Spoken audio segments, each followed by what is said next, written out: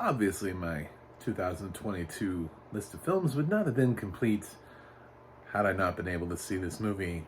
And thanks to Netflix, they got it in just in time. Thanks, Netflix. Hi, I'm John Stark from MacMovieGuy.com, and this is a review of Lyle Lyle Crocodile. I'm a blind film critic. I review films with audio description. And, yep, this film does have audio description. Sony sprung for it. Oh, and because Sony doesn't, I guess, have their own streaming service, they still have to sell their films somewhere, and they sell them to Netflix. So, yay! I got to see Lyle Lyle Crocodile, and so can you. I don't know. I'm sure some people enjoyed this. It's been compared to Paddington, but I think that's deeply unfair to Paddington. I'm just going to say that right off the bat. I actually think Paddington is charming. This film is... I really hated this film. Like fundamentally, and I was trying to get into it. I was like, okay, all right, give it a chance. It's got something's going to happen here. Some sort of magic. Something's happening with the Shaun Mendes singing. Oh, no, he's just going to keep sounding like he's in like a recording booth. There's something about Shaun Mendes' recording quality in this, as my voice cracks, recording quality in this film as Lyle Crocodile, or just Lyle, that he sounds like they're manufacturing his voice, like they're running it through some sort of like auto-tune or something to make him sound like, so that we recognize him as Shaun Mendes, like the pop star. And is he uncomfortable singing by himself? Why does he have to sound manufactured? He sounds so manufactured in this. Like the quality of his voice, it almost sounds like the film is almost plotted in a way where it's like an SNL sketch, you know,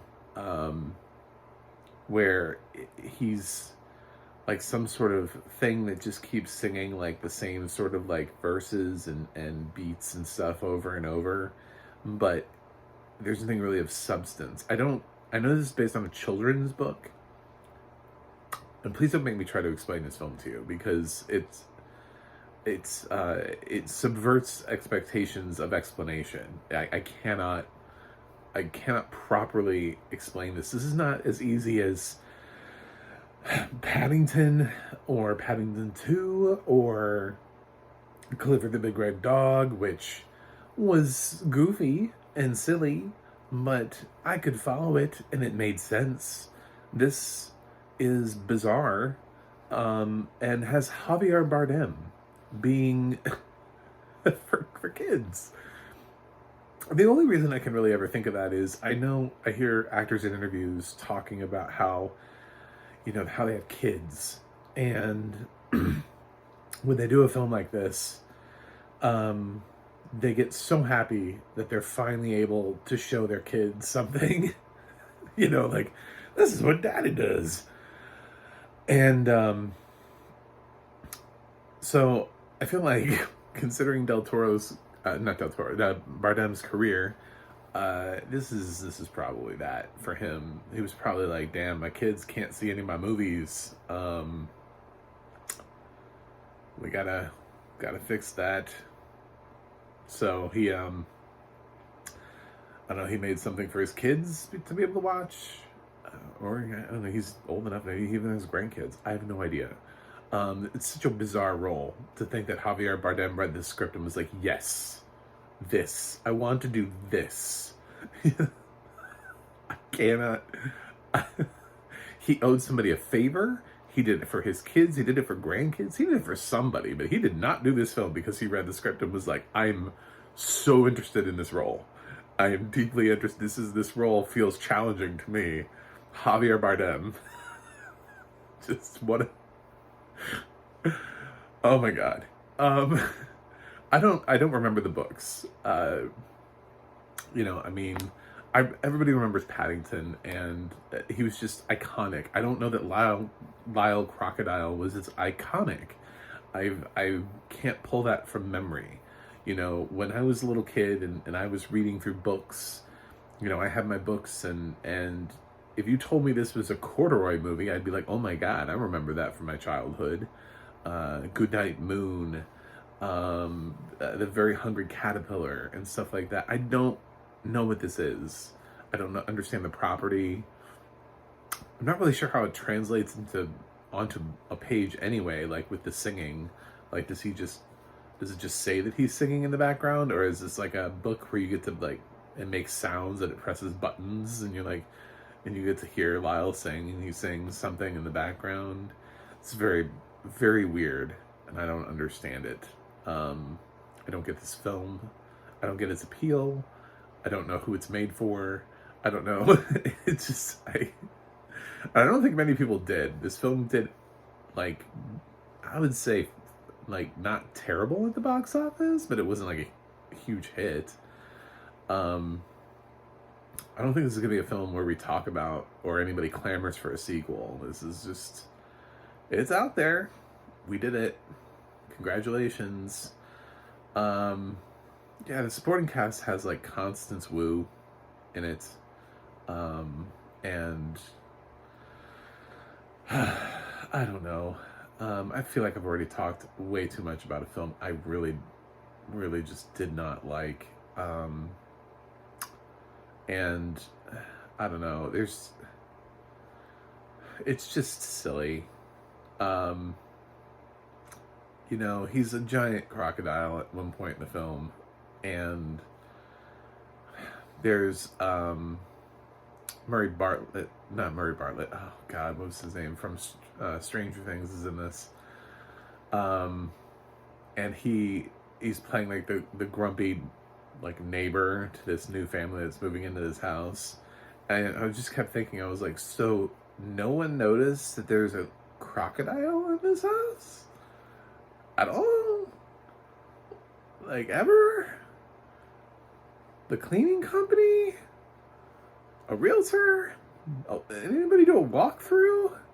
Like, does this guy not hear things moving around? Oh, it's very, anyway, so, I would watch this. It has audio description, fine. It's fine. The audio description was fine. I don't even know if your kids will like it. I think it just doesn't make any sense. I think it was very incoherent, which is why I struggled to kind of tell you what it's about. And it has a lot of like really goofy moments where you look back on them, and maybe because I liked Goofy as a kid too, but damn, a lot of the stuff that I remember liking had good plots. A lot of the stuff that was just goofy for goofy's sake was just entertaining for like a minute, and then it's not something that stuck with me. You know, I don't remember a lot of the stupid plotless goofy things. I remember the things that, you know, okay, well, we got to get the Mighty Ducks to the championship, you know. I mean, that's the kind of stuff I remember from my childhood. I don't remember, you know, I'm like, oh my God, is Iron Will gonna make it to the finish line? That's what I remember. This kind of stuff, like, I struggle. Like, I feel like I saw all of Ernest's movies as a kid. I kind of remember Scared Stupid because it had like trolls in it. And I fever dreamed that one, but I'm pretty certain I saw more than one Ernest movie. Don't remember them. So your kids won't remember this. It's just, this will be the film when they grow up. They'll be like, oh, I think I saw that. It just doesn't have anything. It doesn't mean anything. It does nothing. So that's my review of Lyle Lyle Crocodile. A film that exists, but I'm not really sure we needed it to. I'm probably a little bit lower on this than some other people based on some of the reviews that I've seen, and although, to be fair, I'm not saying this is a well-reviewed film or anything like that. I'm just saying I'm going a little bit lower than other people, and I will be honest about that, because I'm going to give Lyle Lyle Crocodile AD. I did not, that's what the D is for, did not enjoy this on any level whatsoever. I struggled. It's an hour and 15 minutes long too, by the way. So when you get a film that's this stupid and is meant for kids and it's pushing 2 hours, no, cut it back, trim it, bring it down. Kids films should be about 90 minutes, if that.